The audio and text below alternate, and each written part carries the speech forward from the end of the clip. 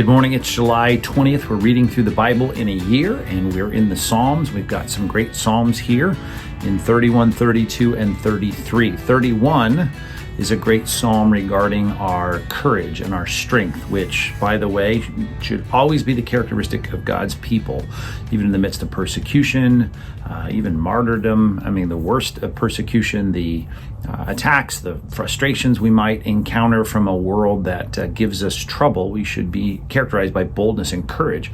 And this is a great psalm about that in terms of God's greatness and his care for us, a refuge and a rock, and that we would be strong and courageous. Even that line in the middle of this, "Into your hands I commit my spirit," you might remember that from Jesus' words on the cross, the very last thing he says there before he dies, and reminds us of his quotation of this passage of Scripture, actually. So I hope that's an encouraging song for you. And the next psalm is Psalm 32, which I trust you've been to many times as a Christian, as you felt the conviction of sin in your life and you've come to God in confession, which is this great psalm that says how blessed is those whose transgressions are forgiven. And blessed, that's the great word asher in Hebrew of joy and happiness, the sense of being relieved that God is not going to impute or hold or account or credit our sin against us. And of course, the key in this passage is acknowledging openly before God,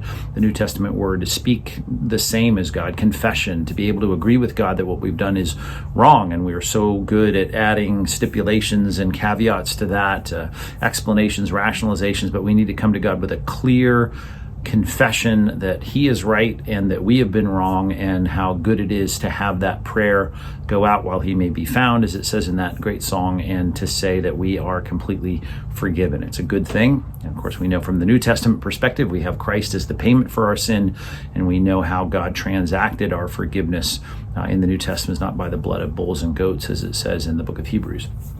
Psalm 33, great psalm of praise, shouting for joy over our great God. That's befitting. That praise is befitting, and worship is befitting. It's appropriate to God's people for all that he's done for us.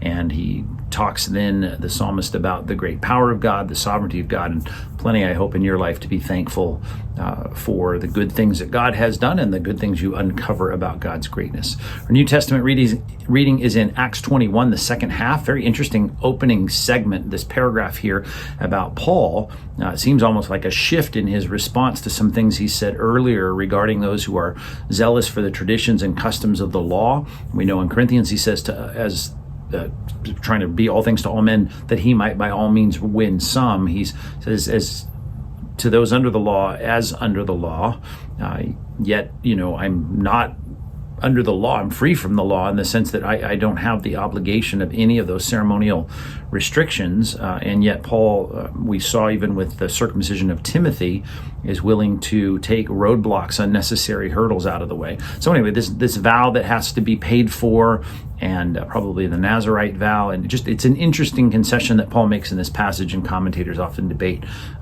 what to make of this and whether this was the right thing to do or not.